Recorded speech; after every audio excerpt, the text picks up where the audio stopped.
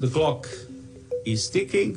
Representatives from nearly 200 countries will meet in Glasgow, Scotland from October 31st to November 12th to flesh out the rules of a new global climate pact.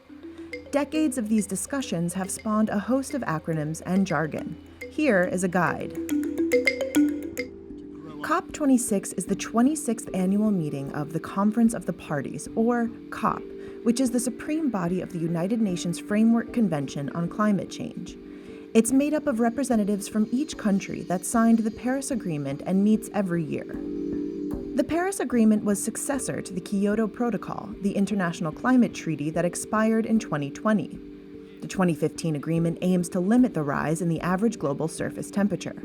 Countries that signed the accord set national pledges to reduce greenhouse gas emissions that are meant to become more ambitious over time. The Paris Accord legally bound its signatories collectively to limit greenhouse gas emissions to keep the temperature rise well below 2 degrees Celsius, around 3.6 degrees Fahrenheit, this century. But the countries also promised to pursue efforts to keep the rise below 1.5 degrees Celsius, which scientists say would help to avert some of the most catastrophic effects. Soberingly, the world has already heated up by just over 1 degree Celsius since the start of the Industrial Revolution. NDCs are the pledges that each country makes to reduce its emissions and to adapt to climate change from 2020 onward. Countries must update and expand their NDCs every 5 years.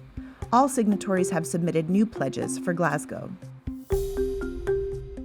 The principle of common but differentiated responsibilities was enshrined in the Kyoto Accord and means developed countries, which produced more emissions in the past as they built their economies, should take the lead in fighting climate change.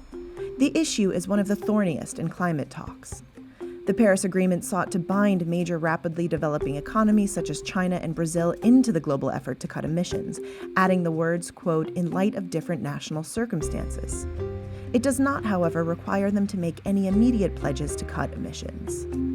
Richer countries agreed in 2009 to contribute $100 billion together each year by 2020 to help poorer countries adapt their economies and lessen the impact of climate-driven severe weather events.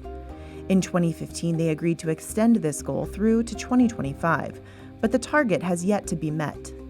For perspective, a U.S. Energy Department official estimated that the U.S. alone needs to invest $1 trillion a year to meet its new climate targets.